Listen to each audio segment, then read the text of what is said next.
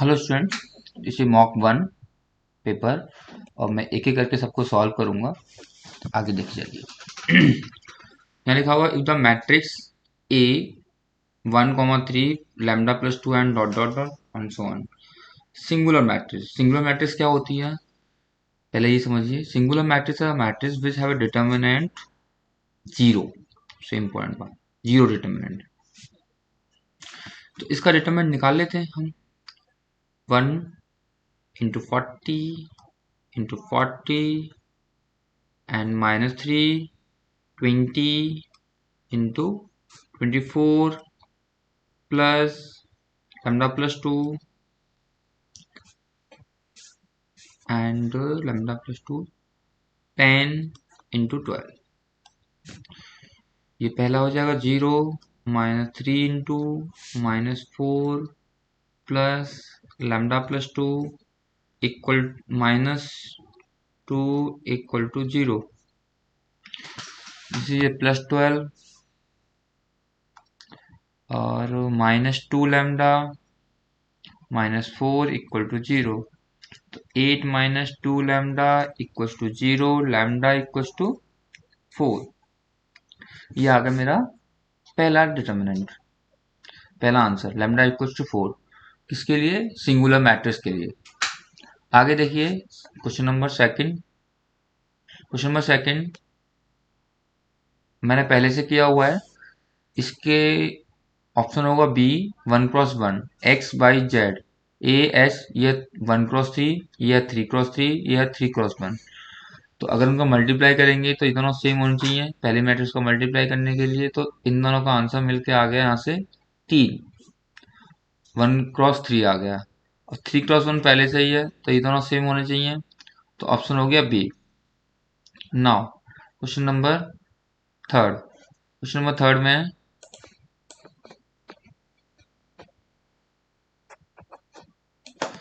Question number third के अंदर यहाँ लिखा हुआ है एडजॉइंट ए बी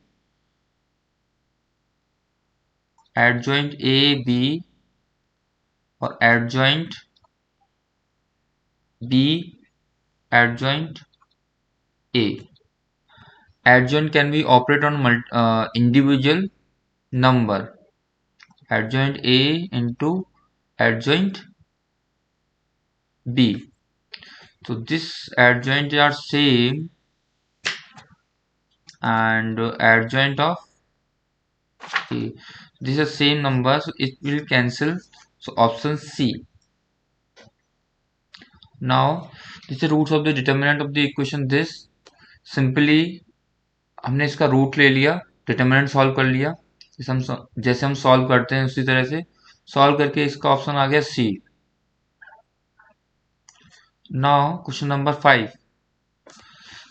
के अंदर इसको हटाते हैं यहाँ से, ये हटाया यहाँ से। तो क्वेश्चन क्या रहा है? क्वेश्चन हमसे ये कह रहा है कि जो इक्वेशन है मोशन की of stone thrown vertically upward direction s equal to u t -6.3 into 10⁻², या टी उसके जहां पर बताया गया है कि s है यूनिट और t, s है सेंटीमीटर में, t है सेकंड में। तो बेसिकली s हो गया डिस्टेंस हमारा, s हो गया हमारा डिस्प्लेसमेंट। अब देखो यहां से अगर किसी वैल्यू को हम थ्रो करते हैं तो उसके पास कुछ u होना चाहिए। u अगर जीरो नहीं है तो वैल्यू थ्रो नहीं होगी, u जीरो नहीं होगा तभी थ्रो हो पाएगी। इसका मतलब जब कुछ वेलोसिटी तो थ्रो किया गया होगा तो उसके पास कुछ वेलोसिटी रही होगी। वही वेलोसिटी हमें निकालनी है u की 18.9, 12.6 और 13.7, 8 and none of these option है। तो एक चीज समझते हैं अलग से। अगर हम डिस्टेंस का डेरिवेटिव करते हैं यानी डिस्टेंस अपॉन टाइम करते हैं तो ये आता है वेलोसिटी में। तो बहुत स्मॉल टाइम के लिए अगर मैं इसका चेंज डिस्टेंस करूं विद रिस्पेक्ट टू टाइम तो ये कन्वर्ट हो जाएगा, जो s है ये कन्वर्ट हो जाएगा मेरा वेलोसिटी में। तो ds अपॉन dt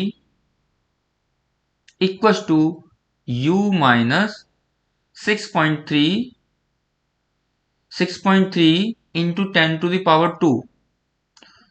तो 6 नॉट 6.3, 6.3 इंटू 2t। तो यहां से जो आंसर आएगा वो आएगा मेरा ds/dt u as it is, multiply करें 6 इंटू 2 12.6 इंटू टी। आज यू नो, जब स्टोन मैक्सिमम हाइट को अचीव करेगा at the time after 3 second, तो उसकी फाइनल जो वेलोसिटी होगी वो होगी 0। जैसे हम यहां से थ्रो करते हैं वेलोसिटी से, यहां पहुंचकर उसकी वेलोसिटी फाइनल 0 हो जाएगी, क्योंकि ड्यू टू ग्रेविटी फोर्स लगा नीचे। तो v इक्वल्स टू 0। तो बेसिकली ये हमारा क्या है यहाँ पे, ये हमारा change in speed upon change in distance placement upon time. तो ये हो गया मेरा v। तो v equals to u minus 12.6 into, अगला करते हैं यहाँ पे 3। तो v हो गया मेरा 0 अकॉर्डिंग टू क्वेश्चन, तो u माइनस 37.8। तो u equal to 37.8। At this velocity object will be throw in upward direction, metre per second, not metre per second, because distance in centimetre per second. ठीक है, तो option इसका C हो गया। Now come to the next question. x to the power x has stationary point at।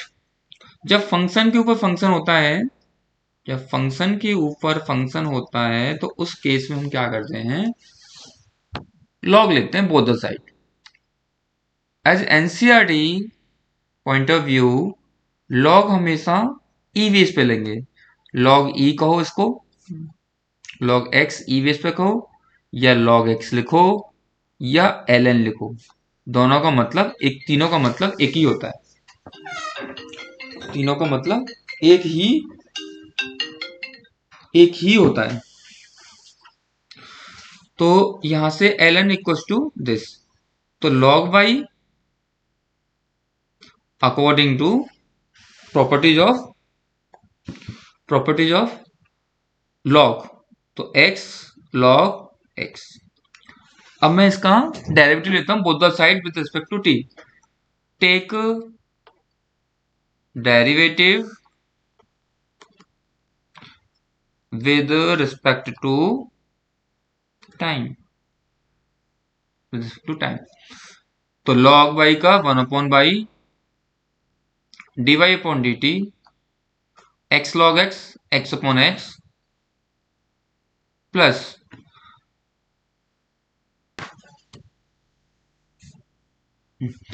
तो 1/x, x upon x plus x का 1 log x as it is copy. तो यहां से dy upon dt, no not dy upon dt, actually गलत हो गया हमसे, t के रिस्पेक्ट में नहीं, x के रिस्पेक्ट में, dy upon dx, dy upon dx। तो ये आएगा यहां से बाई 1 प्लस log x। ठीक है, तो अगर स्टेशनरी पॉइंट की बात कर रहा है तो इसका मतलब उसमें रेट चेंज हो ही नहीं रहा x के रिस्पेक्ट में। जैसे कोई फंक्शन है, ऐसा समझिए ये ऐसे, अगर मैं आपसे ये कहूं कि इसका स्लोप ये है, तो इसका मतलब ये हुआ कि each and every point function change with respect to x, with respect to x। But एक ऐसा पॉइंट जहां पर ऑब्जेक्ट चेंज हो ही नहीं रहा, लाइक दिस, तो in that case slope will be a zero, okay, because this slope is parallel to X axis slope के parallel होता है, तो in that case dy upon dx will be 0, 1 plus log x। Simple सी बात है आगे। अब देखो आगे, यहां से इन दोनों में a और b को 0 होना है। हमारे पास दो चॉइसेस हैं, या तो a को 0 हो जाए और या b 0 हो जाए, या ये दोनों 0 हो जाए। एक केस ए भी है, लेकिन इन दोनों में से किसी एक को एक बार में 0 होना पड़ेगा। कैसा क्यों? क्योंकि जब हमें पता है ये बात कि 2x बराबर 0 है, तो 2 तो 0 बराबर हो नहीं सकता, x को 0 होना पड़ेगा। ठीक है, ये देखो, तो यहां पर मैं कहना ये चाहता हूं कि यहां पर जो y है वो कभी 0 के बराबर होगा ही नहीं, क्योंकि फंक्शन की तरफ अगर हम देखें यहाँ पे x की पावर x, ये कभी 0 के बराबर होगा ही नहीं। कुछ भी रखो, 0 की पावर 0, ये तो अनडिफाइंड की तरफ चला जाता है। कुछ भी रखो, तो कभी 0 होगा ही नहीं, कभी 0 की तरफ जाएगा ही नहीं। तो किसको 0 होना पड़ेगा? 0 जो होना पड़ेगा वो 1 प्लस log x को 0 होना पड़ेगा। तो log x इक्वल टू 1, तो x equal to anti log, taking anti log, तो x equal to e to the power +1 नहीं -1, और ये माइनस होगा जरा। तो अगर मैं इस पॉइंट को देखूं तो यहां लिखूंगा 1 अपॉन ई, मैं लिखूंगा इस पॉइंट को ई, मैं इस पॉइंट को लिखूंगा यहाँ पे ई। देखते हैं कौन सा ऑप्शन सही है। ऑप्शन इसमें बी सही है, उम्मीद करता हूँ समझ में आ गया होगा। हम चलते हैं आगे पॉइंट्स पे। ठीक है, मेरा नेक्स्ट क्वेश्चन ये कह रहा है कि एक इंटरवल है, एक इंटरवल है 0 to 1, उस इंटरवल के अंदर इस फंक्शन का ग्राफ इंक्रीज करेगा या डिक्रीज करेगा, या इंक्रीजिंग करेगा नॉट डिक्रीजिंग करेगा, नाइदर और नॉन ऑफ दिस। इसने कहा कि function f x equal to x square minus x plus 1। Increasing decreasing check करने का तरीका ये होता है कि फंक्शन का हम डेरिवेटिव ले लें एक्स के रिस्पेक्ट में। हमने ये लिया, तो इसका आंसर आ गया 2x माइनस एक्स 1, तो 1 आ गया। अगर f ऑफ 0 लेता हूं मैं यहां से, तो इसका आंसर आएगा 0 माइनस 1, एफ ऑफ डैश 0 बराबर -1। ये देखो, अगर मैं वही f ऑफ डैश 1 लेता हूं, तो 2 इंटू 1 -1, जो कि आंसर आएगा 1। F of dash equal to 2 into 1 -1 equal to 1 है। तो अगर हम लाइन खींचे यहाँ पे, यहां लिखें 0 और यहां लिखें 1, और इसका क्रिटिकल पॉइंट पता करें यहां से, क्रिटिकल पॉइंट पता करें यहां से हम, तो क्रिटिकल पॉइंट जो आएगा मेरा एफ डैश 0 आएगा, एफ डैश 0 नहीं, एफ एक्स बराबर 0 के बराबर लिख दें यहां से हम, तो ये बनेगा मेरा 2x माइनस 1 0, तो x इक्वल टू 1/2, ये आ गया मेरा 1/2। तो ये मेरा 1 है और इसके बीच में कहीं 1/2 होगा, यानी कि इस पॉइंट के ऊपर हमारा फंक्शन कैसा दे रहा है वैल्यू, इस पॉइंट के ऊपर, इस पॉइंट पे दे रहा है मेरा 0 पे दे रहा है नेगेटिव वैल्यू, और 1 पे दे रहा है ये पॉजिटिव वैल्यू। 1 पे दे रहा है 0 नेगेटिव।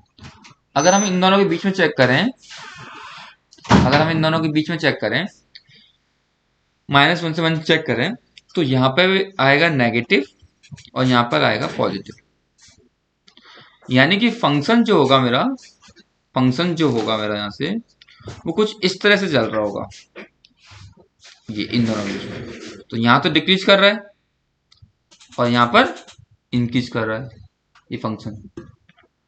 इसका मतलब ना तो ये फंक्शन इंक्रीज कर पा रहा है और ना ये फंक्शन डिक्रीज कर पा रहा है, और ये फंक्शन इंक्रीज डिक्रीज दोनों ऑप्शन में दिखा रहा है। इसको ऑप्शन को देखते हुए इसका आंसर लगाएंगे सी ऑप्शन। ठीक है, सी ऑप्शन लगाएंगे। तो ऑफ क्वेश्चन नंबर 7 का आंसर सी है। चलिए आगे चलते हैं।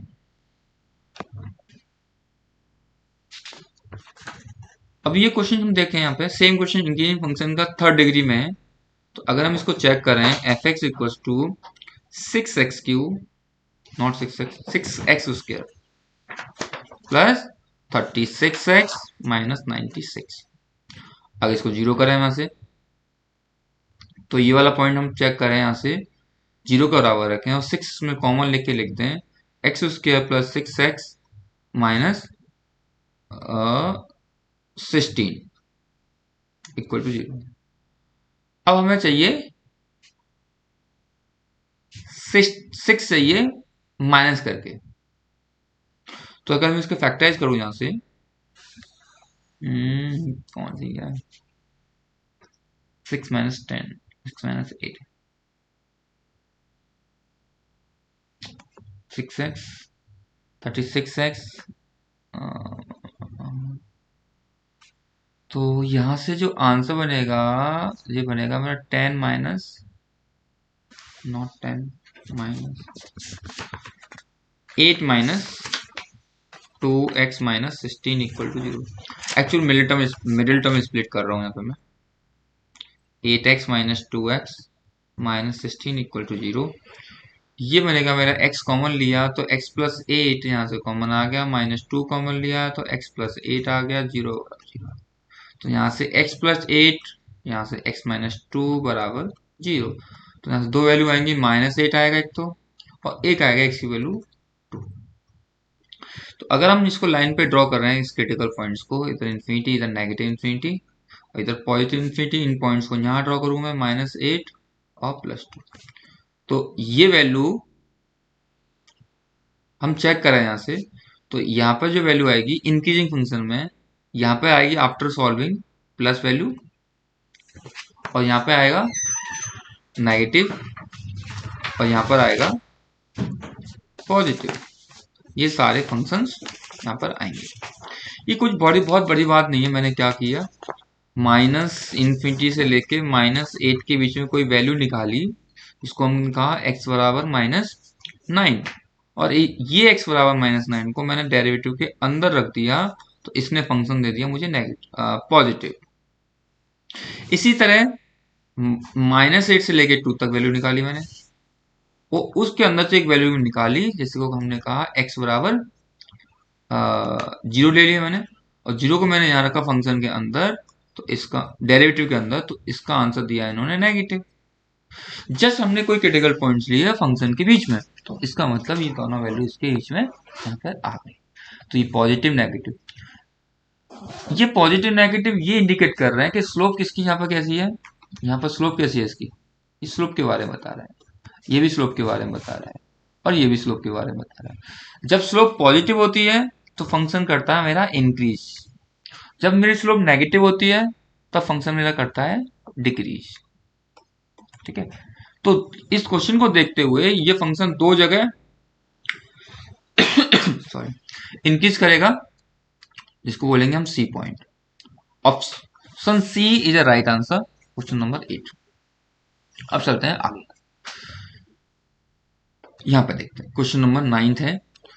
यहां बताना कर रहा है मैक्सिमम वैल्यू। अगर हम ग्राफ की तरफ से देखें तो ग्राफ कुछ ऐसा चल रहा होगा, है ना, क्योंकि दोनों ही फंक्शन साइन के प्लस हो रहे हैं, तो कुछ मैग्नीट्यूड में चेंज आ रहा होगा। तरीका वही है, मैक्सिमम मिनिमा निकाल लीजिए, फर्स्ट डेरिवेटिव ले लीजिए, यहाँ पे एफ एक्स लीजिए, एफ डैश एक्स लीजिए। तो मैंने एफ डैश एक्स लिया, तो साइन का हो गया मेरा कॉस एक्स, और 1 plus cos X as it is. और second function, not second function, और साइन को मैंने कॉपी किया, और कॉस का आगा माइनस साइन एक्स। इसका मतलब ये हुआ, अगर इसमें मल्टीप्लाई करें हम cos x plus cos square x minus sine square x, तो ये बन गया मेरा यहां से कॉस 2x बड़ा सिंपल सी बात है। या हम चाहें तो इसको ऐसे भी ले सकते हैं, ऐसा क्यों करें? एक गलती है यहाँ से। ये हो गया मेरा, कहाँ गया, कॉस स्क्वायर एक्स। इसका सेकंड डेरिवेटिव फिर से लेते हैं। कौन सा? नो नो नो, हाँ, एफ डैश एक्स, ये आ गया। अगर इसका मैं सेकंड डेरिवेटिव लेने जाऊं यहां से, तो ये देगा मुझे माइनस साइन एक्स, और ये देगा मुझे माइनस साइन 2x, और ये देगा मेरा प्लस 2x से मुझे फिर से करना पड़ेगा 2। अब मैं क्रिटिकल पॉइंट्स को निकालता हूँ और ये सेकंड डेरिवेटिव के अंदर रखता हूँ, चेक करता हूँ कहाँ मिनिमम होगा, कहाँ मैक्सिमम होगा, दैट्स इट। तो यहाँ से जो वैल्यू बनेगी मेरी, देखिए, एफ डैश एस को जीरो करो, ये थोड़ा सा टिग्नोमेट्री वाला पार्ट है यहाँ पे, टिग्नोमेट्री वाला पार्ट है। तो यहाँ देखिए, cos x cos square x minus sine square x, ये फंक्शन चेंज कर लो साइन को कॉस में, cos x cos square x 1 minus 1 plus cos square x, क्योंकि देखो ऐसे आ गया एक्स बराबर। अगर इस ब्रैकेट को हम ओपन करते हैं यहां से, minus 1 plus cos square x, तो ये जो वैल्यू आएगी मेरी 2 cos square x plus cos x minus 1, using middle term split find the value of cos x. 2 cos x minus cos x minus 1 बराबर 0। तो यहां से 2 कॉस एक्स कॉमन ले लिया मैंने, यहां से कॉस एक्स प्लस 2, और यहां से मैंने ले लिया माइनस 1 कॉमन, यहाँ से 2 कॉमन लेंगे तो ये आएगा ना मेरा 1, यहाँ से मैंने कॉमन ले लिया 1 नेगेटिव, तो ये बन गया मेरा cos x माइनस 1 बराबर 0। तो यहाँ दो वैल्यू बन गई मेरी cos x प्लस 1, और ये बन गई मेरी 2 cos x माइनस 1 बराबर 0। तो यहाँ से cos x की वैल्यू जो आएगी मेरी, दो वैल्यू निकालूंगा यहाँ से, एक तो आएगी cos x बराबर -1, और एक आएगी cos x बराबर 1/2। cos नेगेटिव होता है, cos नेगेटिव होता है अपने पाई पे, cos पाई की वैल्यू जो होती है वो नेगेटिव होती है। तो x बराबर आ गया पाई वैल्यू, और x यहां से आ गया π/6, उसी तरह नॉट π/6 π/3। अब एक एक करके इन वैल्यूज को फंक्शन के अंदर डालेंगे सेकंड डेरिवेटिव के अंदर।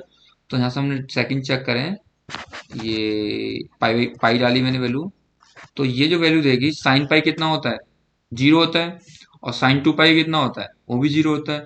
तो 0, ये हो गया मेरा 0 आ गया यहाँ से, तो ये हो गया पॉइंट ऑफ इन्फ्लेक्शन, मतलब एक ऐसा पॉइंट जहां पर ना तो मैक्सिमम होगा ना मिनिमम होगा, पॉइंट ऑफ इन्फ्लेक्शन होता है। अगर ये वैल्यू सेकंड डेरिवेटिव के अंदर π/3 डालता हूं, यहाँ पे π/3 डालता हूं, तो ये वैल्यू मेरी देगी नेगेटिव। सॉल्व कर लेना अपने आप से। तो इसका आंसर जो आएगा वो आएगा मेरा π/3, ऑप्शन सी। ठीक है, ऑप्शन सी आएगा। और ये है मेरा आज का लास्ट क्वेश्चन। क्या कह रहा है, rate change of surface area of the sphere of the radius r when radius increasing in the rate of 2 centimetre per second. Question के अंदर बड़ा सिंपल से लैंग्वेज में मेंशन है कि rate change of surface area आपसे पूछ रहा है ना, rate change of surface area is proportional to, is given that centimetre per second, यानी रेडियस इंक्रीजिंग रेट, जब रेट की बात करता है तो हमें जो डेरिवेटिव होता है मेरा, वो होता है मेरा टी के रेस्पेक्ट में dr/dt, जो की वैल्यू गिवन है 2 सेंटीमीटर पर सेकेंड। इंपॉर्टेंट बात, जब फंक्शन इंक्रीजिंग कर रहा है तो यहाँ प्लस साइन लेंगे, और जब फंक्शन मेरा डिक्रीज कर रहा है तो नेगेटिव साइन लेंगे। इस क्वेश्चन के अंदर इंक्रीजिंग कर रहा था तो मैंने पॉजिटिव साइन ले लिया, dr/dt आ गया 2। ठीक है, D R upon D T आ गया। अब मेरा एरिया का जो कॉन्सेप्ट होता है, एरिया होता है स्फीयर का 4 पाई आर स्क्वायर। तो अगर मैं इसका डेरिवेटिव लूं ए को dt के रेस्पेक्ट में बोथ द साइड, तो ये बन गया मेरा 8 pi R D R upon D T. तो 8 पाई आर और D R upon D T value कितनी है 2। तो मेरा जो आंसर बन गया 16 पाई आर। तो D A upon D T मेरा बन गया 16 अपॉन पाई आर। तो मैं ये कह सकता हूं कि d A upon D t is directly proportional to the r, क्योंकि 16 upon pi is my constant value, proportionality constant.